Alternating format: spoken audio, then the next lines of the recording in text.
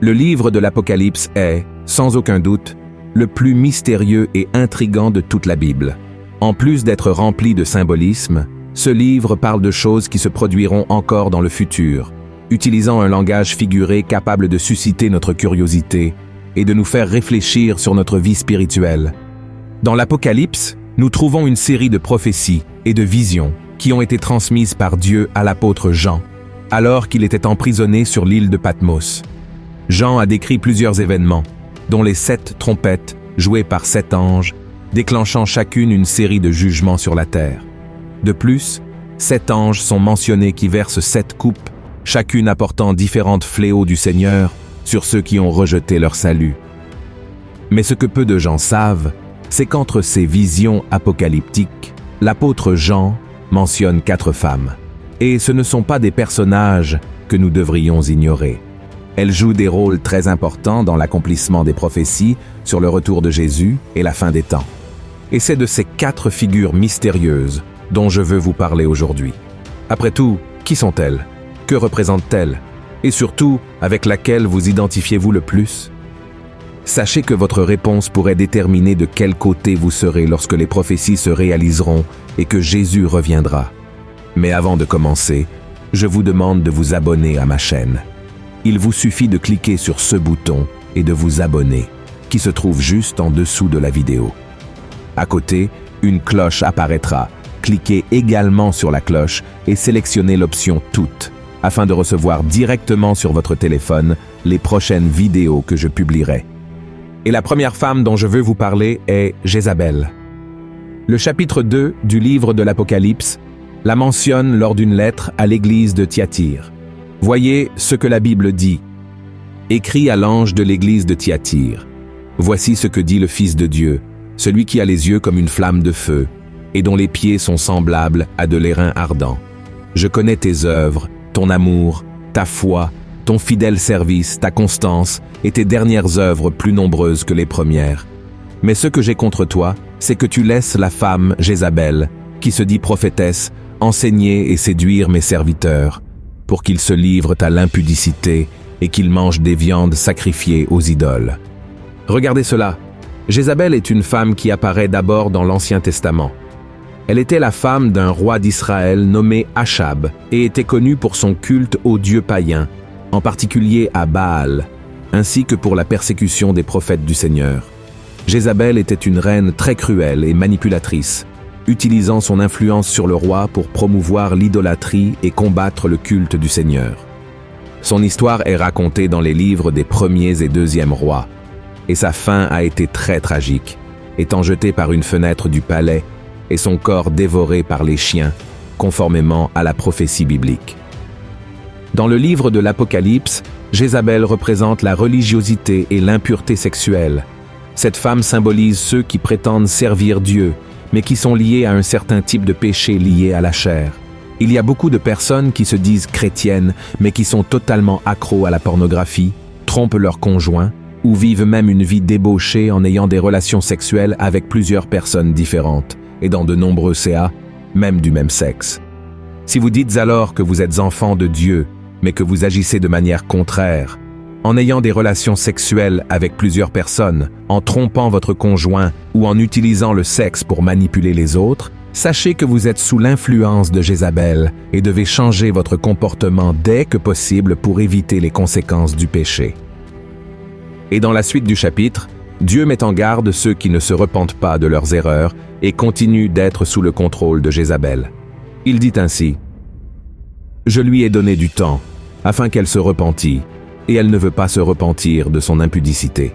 Voici, je vais la jeter sur un lit, et envoyer une grande tribulation à ceux qui commettent adultère avec elle, à moins qu'ils ne se repentent de leurs œuvres. Je ferai mourir de mort ses enfants, et toutes les églises connaîtront que je suis celui qui sonde les reins et les cœurs, et je vous rendrai à chacun selon vos œuvres. » La deuxième femme, la femme vêtue du soleil. Dans le chapitre 12 de l'Apocalypse, l'apôtre Jean nous donne des détails sur cette femme. Voyons ce que dit la Bible. Un grand signe parut dans le ciel, une femme enveloppée du soleil, la lune sous ses pieds et une couronne de 12 étoiles sur sa tête. Elle était enceinte et elle criait étant en travail et dans les douleurs de l'enfantement. Para comprendre qui serait cette deuxième femme, nous devons retourner une fois de plus à l'Ancien Testament, au verset 9 à 11 de la Genèse, chapitre 37, où un jeune homme nommé Joseph raconta à ses parents et à ses 11 frères qu'il avait eu un rêve dans lequel le soleil, la lune et 11 étoiles se prosternaient devant lui. Alors, Jacob, le père de ce jeune homme, interrogea son fils disant « Veux-tu dire que moi, ta mère et tes frères, nous nous prosternerons devant toi ?» Et comme vous le savez peut-être, Jacob a eu son nom changé par le Seigneur, et il a commencé à être appelé Israël, et chacun de ses fils représentait l'une des 12 tribus du peuple de Dieu.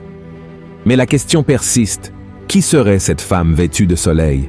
Pourquoi la Bible parle-t-elle de sa grossesse et du fait qu'elle est sur le point d'accoucher d'un fils? Lisons maintenant la suite d'Apocalypse, chapitre 12.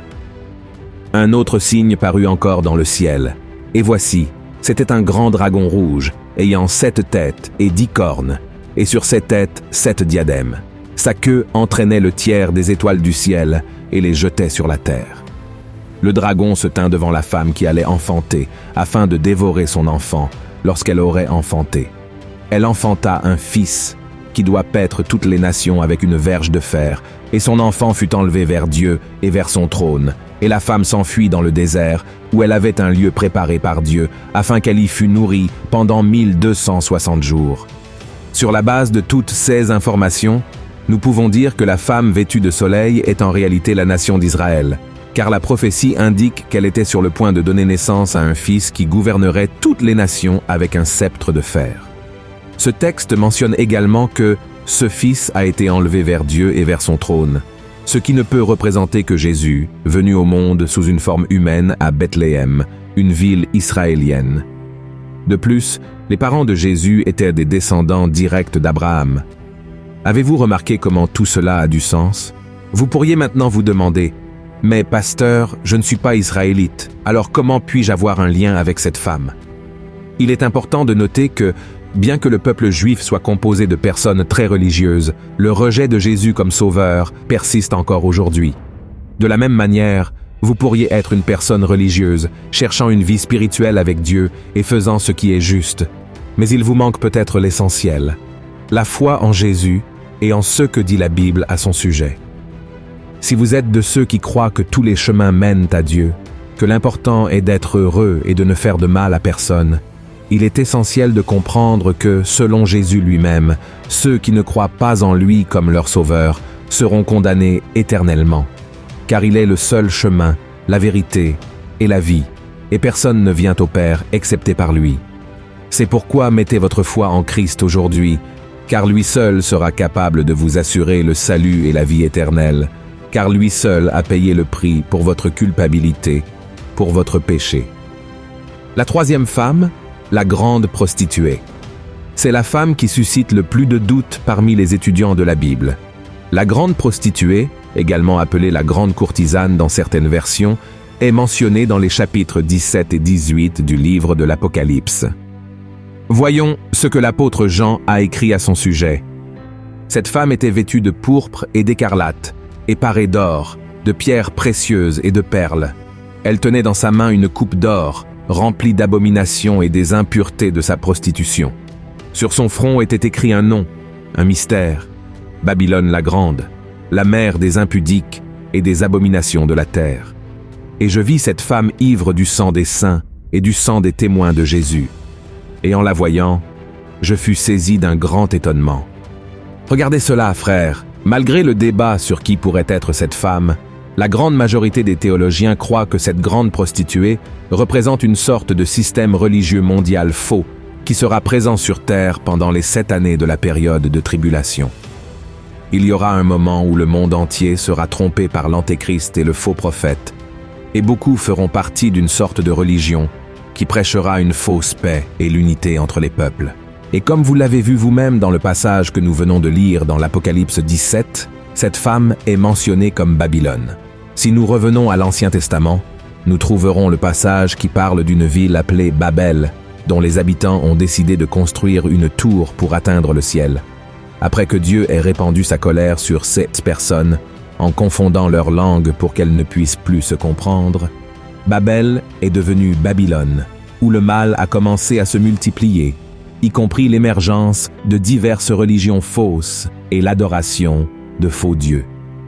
Ce n'est pas par hasard que l'apôtre Jean l'appelle la mère des prostituées et des pratiques répugnantes de la terre. Et cette femme, à la fin des temps, sera la grande responsable d'encourager les habitants de la terre à commettre toutes sortes de péchés contre Dieu, notamment l'immoralité sexuelle et l'idolâtrie spirituelle, comme si tout cela était une véritable expression de foi. Et une autre caractéristique de cette fausse religion mondiale est qu'elle sera en grand conflit avec les chrétiens et le christianisme. Remarquez que la Bible dit qu'elle était ivre du sang des saints et des témoins de Jésus. Autrement dit, tous ceux qui servent le Christ pendant la tribulation seront persécutés et probablement tués par elle. Mais celui qui pense que la grande prostituée ne commencera à agir dans le monde qu'après l'émergence de l'Antéchrist se trompe. En réalité, son esprit habite déjà sur la terre et elle agit bien sous nos yeux, incitant des groupes religieux qui se présentent comme des représentants de Christ à accepter et même à encourager les péchés de l'idolâtrie et de l'immoralité parmi leurs membres. Il n'y a pas longtemps, par exemple, le pape François a approuvé que les prêtres catholiques bénissent le mariage de personnes de même sexe.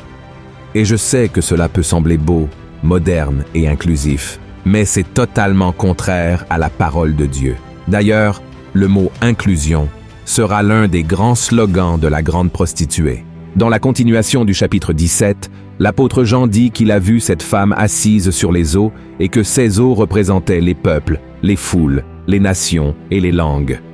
Autrement dit, pratiquement tous faisaient partie d'elle. Et pour comprendre comment vous pourriez vous identifier à cette femme, revenons à parler de ceux qui disent que tous les chemins mènent à Dieu.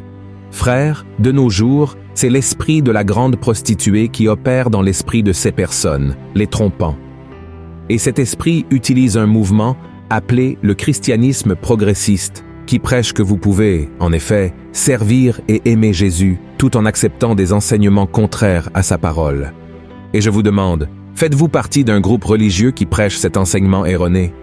Et une autre chose, ne prenez-vous jamais position, n'abordez-vous jamais ce sujet de peur d'offenser les gens? Si c'est le cas, sachez que vous êtes sous l'influence de cette femme. Voyez ce qu'Apocalypse 18 a à dire sur ce qui arrivera à cette femme. Alors un ange puissant prit une pierre semblable à une grande meule, et il la jeta dans la mer en disant « Ainsi sera précipitée avec violence Babylone, la grande ville, et elle ne sera plus trouvée. » Je ne souhaite pas que cela vous arrive, c'est pourquoi j'ai une bonne nouvelle à vous annoncer.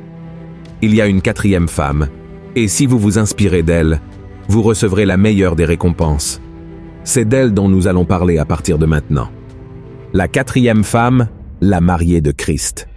Si les trois premières femmes du livre de l'Apocalypse symbolisent le péché, la tromperie et le rejet de Jésus en tant que sauveur, la quatrième est l'opposé de toutes elles. La mariée de Christ est l'Église, qui a été purifiée par le sang de l'époux et est vêtue de vêtements blancs pour s'unir à lui pour toute l'éternité.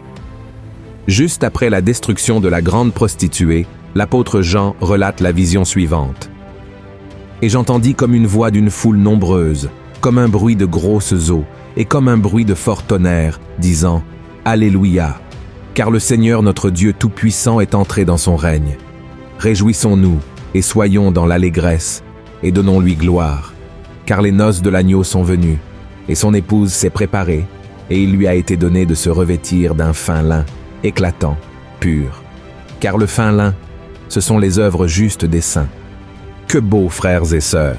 L'image de la mariée dans l'Apocalypse fait partie d'une vision plus vaste qui inclut la célébration des noces de l'agneau, symbolisant l'union finale et la communion éternelle entre Jésus et l'Église après le retour du Christ. La mariée est décrite comme parée et prête pour le mariage, symbolisant la pureté et la sainteté de l'Église. La rencontre de la quatrième femme avec le Christ symbolise que le bien a vaincu le mal et que Dieu a accompli sa promesse de sauver et de racheter ceux qui lui sont restés fidèles. Et cette image de la mariée prête pour le fiancé nous rappelle que l'Église doit rester fidèle et spirituellement préparée pour la seconde venue du Christ. Amen. Mes frères et sœurs, ce sera le moment le plus émouvant de l'histoire. L'ouverture de la mer Rouge, la manne qui tombait du ciel, le char de feu qui est venu chercher Élie, la multiplication des pains et des poissons. rien de ce qui s'est déjà passé ne sera comparable à l'union entre le Christ et son Église. Et je souhaite du fond du cœur que vous désiriez ce moment plus que tout dans votre vie. Et je prie, mon frère et ma sœur, pour être présent à ce mariage et regarder de côté pour te voir vêtu d'une robe de lin blanc pur, prêt à passer l'éternité aux côtés de Jésus. Amen. Si vous avez aimé ce message, partagez-le avec vos amis et votre famille et abonnez-vous à ma chaîne. Que Dieu vous bénisse puissamment. Une grande étreinte.